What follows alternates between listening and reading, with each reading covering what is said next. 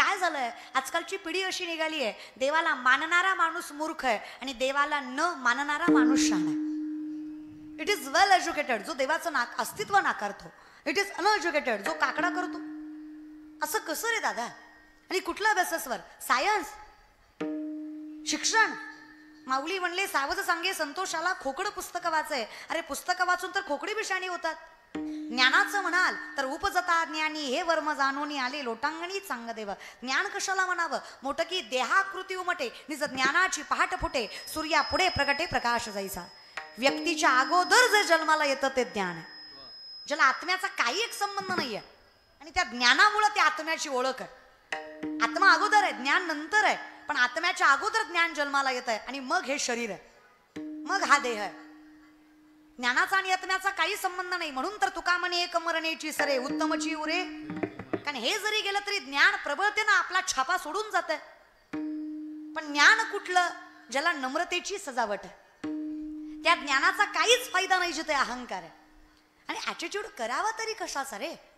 आज शिकल्या सवरल्या पोरांना विचारलं ना, का रे बाबा हायली एज्युकेटेड आहात, स्टँडर्ड मेंटेन करता, हाय क्लास लाईफस्टाईल आहे, श्रीमंत आहात, वेल सेटल्ड आहात, पण कधी भजन करताना दिसला नाहीत, ज्ञानेश्वरी वाचताना दिसला नाहीत. आजकालची पिढी फार कौतुकाने सांगते, I don't believe in God. Okay, no issue. तुम्ही देवाला मानत नाही यात काही वावगा नाही, तो प्रारब्धाचा भाग आहे. पण ज्या दिवशी देव तुम्हाला मानणार नाही त्या दिवशी हे जग तुमचं अस्तित्व सुद्धा स्वीकारणार नाही. हे सत्य तुम्ही नाकारू शकत नाही. मी जिवंत आहे याचं मूर्तिमंत उदाहरण आहे की देव आहे. अहम वैश्वानरो भूत्वा प्राणिनाम देहमाश्रित प्राणापान समायुक्त पच्चामिन्नम चतुर्विधम. चालवणं बोलवणं सोड रे अर्जुना, सूक्ष्मता लक्षात घे. तुझं अन्न पचवणारा जठरामधला अग्नी सुद्धा मीच. कसा नाकारशील मला? पंचमहाभूत मी, अनुरेणू मी, सुरुवात मी, शेवट मी, अनंत काल मी, तू ही मीच. हे सारिता मग विनंती आहे, दृष्टी न फिरे. जर सत्य परमात्माच आहे तर सत्य कधीही आनंद देत. आम्हाला ज्ञात असावं सत्य तू, सत्य तू, सत्य तू विठ्ठला. बाकी सगळा जगत भास आहे, इमॅजिनेशन आहे. पण हे कलियुग आहे. हिते प्रचाराला फार महत्व आहे. आमच्याकडे देव सुद्धा प्रचारावरच आहे. ज्या देवाचा प्रचार जास्त त्याला गर्दी जास्त. खरंय का खोटे? बरं जाऊ द्या, ते मरू द्या. मला एका साध्या प्रश्नाचं उत्तर द्या. तुम्हाला धरून आणलं का? बळजुबरीनं आलात का? 200 दिले का यायला? ते 5-6 महिन्यापूर्वी महाराज बरं का. बोलच की अले खतरनाक बसलायत तुम्ही एकदम इगो मध्ये. तू बोल, मी आहे, तू बोल. मी बसलोय, तू बोल. मी ऐकतोय, तू बोल. मी येत नाही कोणाच्या कीर्तनाला, तुझं नाव ऐकून आलोय, तू बोल. अशा ॲटिट्यूड मध्ये बसू नका, काही फायदा नाहीये त्याचा. इथे फील करा, फील द मोमेंट.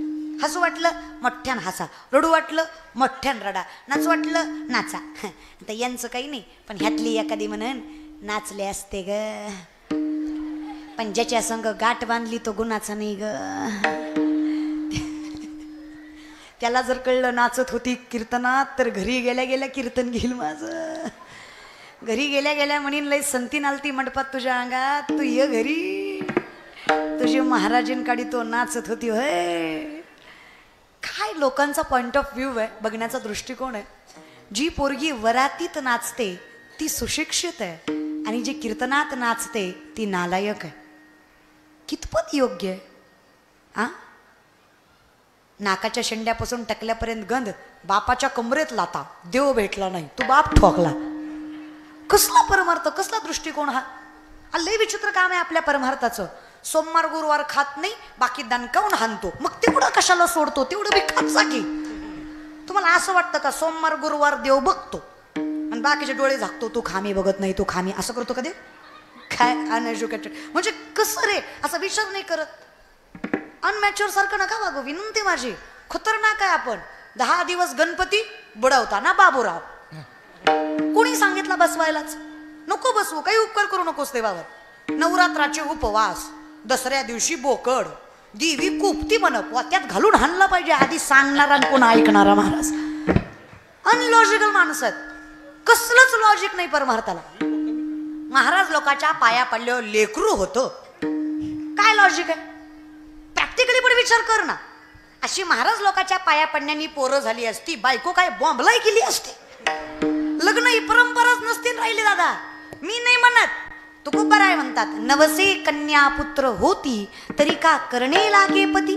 तुकोबारायांचं स्पष्ट मत आहे, नेने फुंको कान नाही एकांतीचे ज्ञान.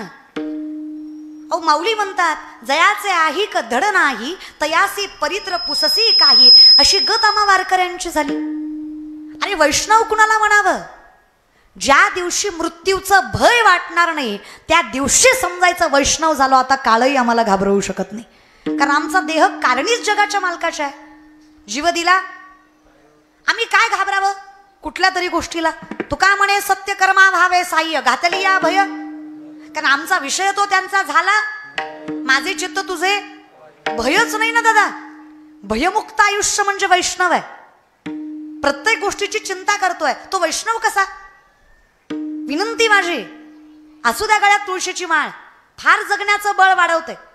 गळ्यात तुळशीची माळ असावी, कपाला गंध असावा, दारात तुळस असावी, मुखात विटेवरच्या मालकाचं नाव असावं. अरे किती संकट आली ना आयुष्यात, प्रत्येक संकटाला नजर वर करून बघायचं सामर्थ्य जगाचा मालक देतो. फक्त हे एवढं करावं. तुम्ही टाळ्या सुद्धा माझ्यावर उपकार केल्यासारख्या वाजवत आहे. तुमची टाळी सुद्धा अशी आहे नाही, खरंच नाही. तुम्ही असं टाळ्या सुद्धा अशा वाजवत आहे. दर गे दर दर दर दर दर आली आमच्या गावात, दर गे दर दर दर दर दर दर दर.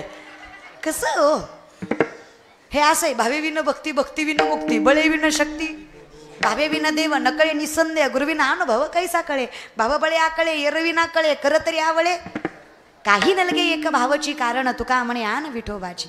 पण आमची अवस्था द्वैताची झाडणी गुरुविन ज्ञान, तया कैची कीर्तन घडेल नामी द्वैत असत्य कल्पना. हे जग ॲडव्हर्टाइजमेंटचं आहे रे. ही जी म्हण आहे ना, डोंट जज बुक बाय कवर, ही कलियुगात लागू होत नाही. इट्स ॲब्सोल्युटली बुक जज बाय कवर. इथं प्रेझेंटेशनवरच तुमचा क्रायटेरिया ठरवला जातो. इथे महाराज सुद्धा चांगल्या गाडीत आला तरच किंमत आहे. महाराजाचं ज्ञान बघितलं जातं नाही, गाडीची कंपनी बघितली जाते, है की नाही? किंमत माणसांना नाहीच आहे. प्रेझेंटेशन आणि राहा की प्रेझेंटेबल. काय होतंय त्याला? पैसा कमवा, कमवावाच. भला मोठा बंगला असावा, दारात गाड्या असाव्या, मागे पुढे माणसं फिरत असावी, तरी सुद्धा गळ्यात तुळशीची माळ असावी आणि कपाला गंध असावा. ही श्रीमंत. किती कमावलं ना तरी जगाला सांगावं याच्या पुढं हे सगळं फिक्क वाटतं आणि याच्यामुळंच हे सगळं याची जाणीव आहे. कमवा रे. विनंती माझी, पैशाला लई किंमत आहे. नोकरी सरकारी असली ना, पोरगा किती बी काळा भंगारण किती बी ढोला असू द्या, बायको त्याला नाजुकन गुरीच भेटती पाहिजे तशी.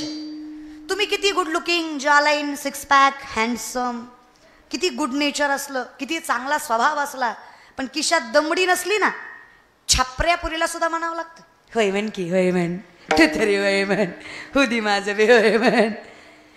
काय रे, विनंती माय तुम्हाला सुद्धा सामर्थ्य टिकवा.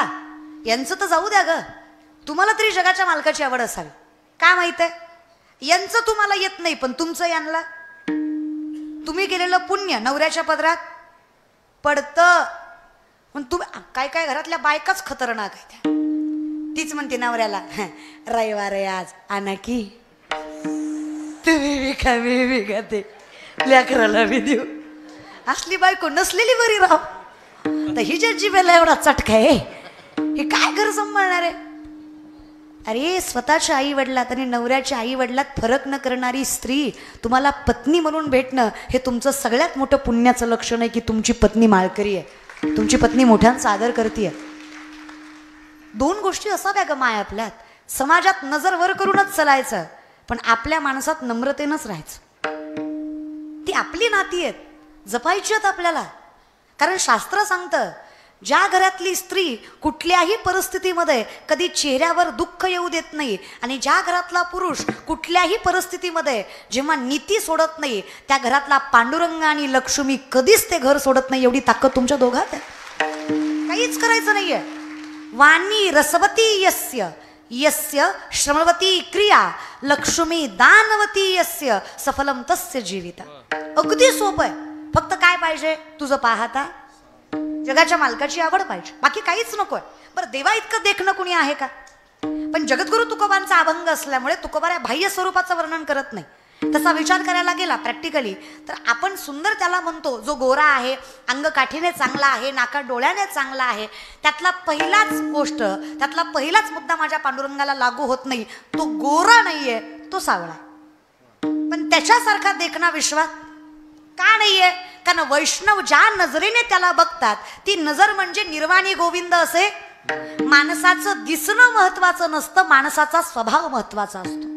आणि माझ्या विठ्ठलाच्या स्वभावाचा विचार करायला गेलात तर उच नीच काही नेने भगवंत तिष्ठे भावभक्ती देखुनिया. आजही माझा सवळ्यातला विटेवरचा मालक पंढरपुरात वाळवंटात कीर्तनात येऊन नाचतं. एवढं ज्याचं मन मोठं त्याला पांडुरंग म्हणावं. प्रत्येक देवाचं दर्शन आजही, प्रत्येक देवाचं दर्शन 100 ते 150 फुटाच्या अंतरावर आहे. आजही माझ्या पंढरीच्या मालकाचं दर्शन चरणावर मस्तक ठेवून आहे. हा स्वभाव माझ्या पांडुरंगाचा. या स्वभावामुळे त्याची सुंदरता वाढते. काय स्वभाव आहे? साधा वया भक्ती काज नाही लाज धरीत. अहो लाज बाळगत नाही भक्तांचं रक्षण करताना. अजून काय स्वभाव हवा? या स्वभावामुळे देवा तू सुंदर आहेस म्हणून तू मला आवडतोयस असं नाहीये. मला तू इतका आवडतोयस की तुझ्याशिवाय मला काही सुंदर दिसतच नाही. हा माझा परमार्थ आहे, हे लक्षात घ्या. कारण जिकडं बघावं तिकडं तूच दिसतोय, मग तुझ्याशिवाय सुंदर दिसेल का? कारण मी ज्याच्या कोणाकडे बघतोय तिथे मला विठ्ठल जळी स्थळी पाहुडी चालती दुखी संसाराची राहिलेल्या त्वचार. अगं येत असेल म्हणाल्या देवाच्या दारात म्हणायला अजून आहे की नाही. आणि तेवढ्या संसारात येत नसेल म्हणायला तर जरा कळलं, तिला कळलं. शत्रूलाही विश्वास वाटावा असं चारित्र्य ज्या राजाचं त्याचे वारसदार आहेत आपण. आपल्या नजरेत तेवढीच प्रखरता, तेवढंच सामर्थ्य, तेवढंच पावित्र्य हवं तर हिंदू आहेत आपण. कारण शेवटी आपल्या धर्माचा नियम आहे यत्र नारीस्तु पूज्यन्ते रमन्ते तत्र देवता. देवाशिवाय दुसरीकडे नजर जाता कामा, दृष्टी न फिरे नकोच देवा. चुकलं ना भोगावंच लागतं. आयुष्यभर नारायण नारायण केलं नारदानी. आयुष्यभर एकदा चुकले, आयुष्यभर एकदा चुकले. गोमती नदीमध्ये आंघोळीला गेले. सूर्याची कवळी किरण पडली होती. नदी शांत वाहत होती. स्वच्छ पाण्यात त्यांना दिसलं मासोळीच्या माग मास लागलं. जगाचा नियमच आहे. मासोळीच्या माग मास लागतंय, दुसरं काय लागतंय देवा? कळलं त्यालाच, कळलं महाराज. पण एक बघा, माझा अधिकारही नाहीये आणि हे ते व्यासपीठही नाहीये, पण एक वाक्य नक्की सांगेल. दादांनो, सखी बहीण माना, आई माना, काय सामर्थ्याने एक वाक्य फक्त लक्षात ठेवा. जी मुलगी स्वतःच्या आई वडिलाच्या नावाला कलंक लावू शकते ती मुलगी तुमच्या संसाराचा वैकुंठ करेल असा विचार तरी कसा करता? जी पोरगी आई बापाचं नाव घालवून तुमच्यासोबत पळून आली ती पोरगी तुमचा संसार चांगला करेल असा विचार तरी कसा करता? तिचं तुमच्यावर प्रेम आहे असं नाही आहे. तिला वाटतंय की या बंधनापेक्षा हे मोकळं बरं आहे. मुलगी तिला म्हणावं शिनं प्रेमही असं करावं ज्या प्रेमामध्ये आई वडिलांच्या सन्मानाचा विचार करून आयुष्य जगावं. दोन्ही कुटुंब सामर्थ्याने सांभाळावी, त्याला सुद्धा प्रेम म्हणायचं. आणि हे मीराबाईच्या राधेच्या गोष्टी आपण नाही बोलायच्या. आपला तेवढा अधिकार. आणि ती मीराबाईनं सगळं, त्या कोण होत्या किंवा ती राधा कोण होती आपल्याला माहीत नाहीये. उगीच बोलायचं म्हणून बोलायचं. मीराबाईंनी कधीच अपेक्षा केली नाही की देव माझा व्हावा. मीराबाईंना माहीत होतं देव माझा नाहीये, मला भेटणार नाहीये, तरी त्यांनी प्रेम केलं.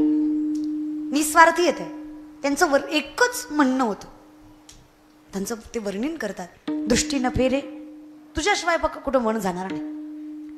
नारद आंघोळ करताना त्यांना मासोळीच्या माठीमागं मासं लागलेलं दिसलं. हे बघून नारदाला वाटलं एकटं जगण्यात मजा, बायको पाहिजे. बायको कोणाला आवडत नाही, प्रत्येकाला वाटतं. टाळकऱ्यांना वाटतं एवढा 2 तास उभा राहिलो, घरी गेलो पाय दाबाय बायको पाहिजे वाटतं. ते नाही म्हणले तरी वाटतं महाराज, वाटतं. हां, पकवाजांना वाटतं एवढा बदडीला घरी गेल्यावर हात दाबाय बायको पाहिजे वाटतं. स्वपन महाराजाला, संजय महाराजाला वाटतं एवढा गळा काढला, घरी गेला गळा दाबाय आपलं सॉरी चढायला बायको पाहिजे. आणि बायको असणं काही चुकीचं नाही आहे, खरंच नाही, असावी असोनी.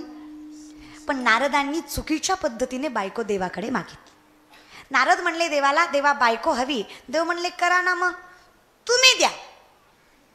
देव म्हणले मी कुठून देऊ, तुम्हाला आहे ना 16,108, 2-4 द्या, तुम्हाला काय करायचे एवढ्या, हे प्रसाद आहे. आणि असा विचारही करू नका की देवाने हौसेपोटी बायका केल्या. देव आहे तो.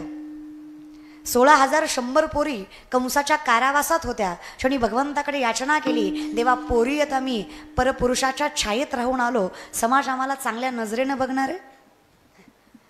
अहो इथं नवरा नसला तरी माणसं किती चुकीच्या नजरेनं बघतात. बरं मला खरं सांगा, नवरा जाणं किंवा राहणं हे बाईच्या हातात आहे का? तरी सुद्धा ज्या बाईला नवरा नाही तिला समाजात जास्त मान्यता दिली जात. ज्या बाईचा नवरा तिच्या अगोदर मेला, लोक तिला कलंकित, अलक्ष्मी, पालत्या पायाशी, तिला औक्षण करू द्यायचं नाही, तिला फारसा सन्मान द्यायचा नाही, तिला सवाष्णीच्या कार्यक्रमाला बोलवायचं नाही. का तर ती सवाशीण नाही. एका साध्या प्रश्नाचं उत्तर लेख म्हणून द्या. नवरा असताना संसार करायचा अवघड आहे का नवरा नसताना संसार करायचा अवघड आहे?